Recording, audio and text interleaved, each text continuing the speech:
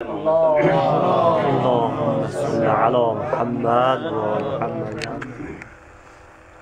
سوال ذہن کو درگیر کرنے کے لیے میں نے یہاں مرتب کیا ہے۔ تربیت سے کیا مراد ہے؟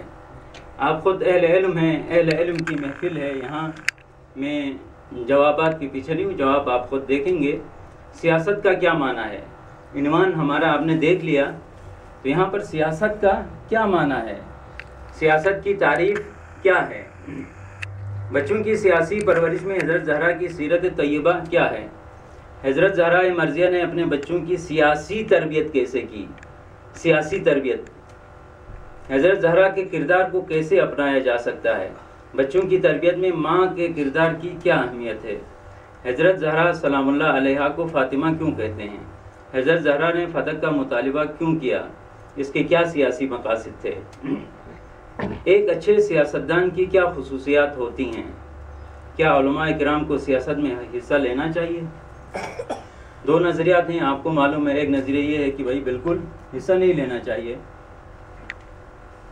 یہ جو میں نے یہاں پر یہ کوٹ کیا ہے، ایران کو مد نظر رکھ کر نہیں کیا، بلکہ پاکستان اور ہندوستان اور دوسرے ممالک کو مد نظر رکھ کر کیا ہے۔ آپ اس کے بارے میں مقالہ لکھیں گے، نظریہ نہیں، کامنٹ نہیں، مقالہ لکھیں گے، علماء کو سیاست میں آنے کے فائدے کیا ہیں، نقصانات کیا ہیں، پھر آپ ایک نتیجہ دے دیں گے، فوائد اور نقصانات کیا ہیں۔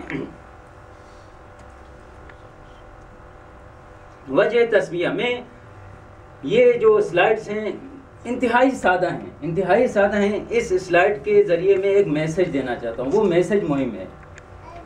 سلائڈ بہت سادہ ہیں، آپ خود خطبہ ہیں، علماء ہیں، دسیوں بار ممکن نہیں بلکہ یقینی ہے، آپ نے ممبروں سے خطاب کیا، یہ ساری احادیث جو آیتیں میں نے یہاں کوٹ کیا ہے، وہ مجھے یقین ہے آپ نے دسیوں جگہوں میں پتہ نہیں کتنے اشرے آپ پڑھ چکے ہوں گے، لیکن ہدف یہاں پر ایک میسج دینا ہے، وہ میسج آپ نے پک کرنا ہے۔ وجہ تسمیہ کیا ہے؟ رسول گرامی قدر کا ارشاد گرامی ہے، ان اللہ عز وجل فطمہ ابنتی فاطمہ وولدها ومن احبهم من النار فلذلك سمیت فاطمہ۔ ترجمہ کی ضرورت نہیں ہے، ہم آگے بڑھ رہے ہیں تیزی کے ساتھ، چونکہ یہ 2 جلسوں کے اوپر مشتمل سلائڈز تھے جامعۃ المصطفیٰ کے اندر، لیکن میں نے ان 2 جلسوں کو آج آپ کی خدمت میں ایک جلسے میں، وہ بھی 1 گھنٹے میں مکمل کرنا ہے۔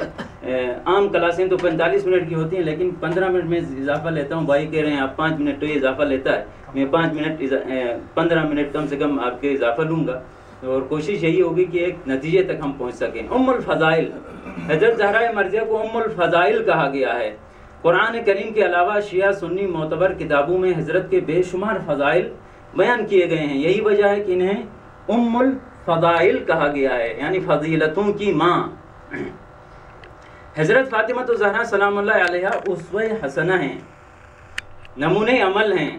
حضرت فاطمہ الزہرا فضائل اور کمالات کی مالکہ ہیں، لہٰذا پوری عالم ہستی، خاص کر بنی نوع انسان کے لیے ہر میدان میں، ہر موڑ میں، ہر محور میں اسوہ ہیں، نمونہ عمل ہیں۔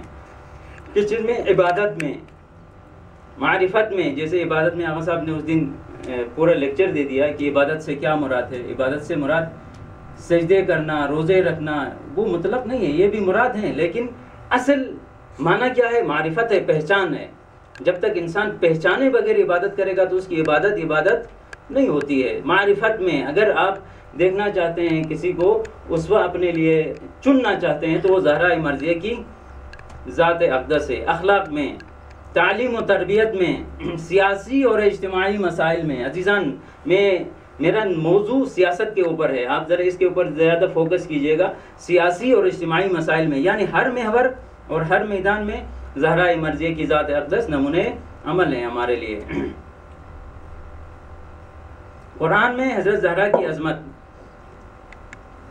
قرآن نے حضرت کو کوثر کہا ہے۔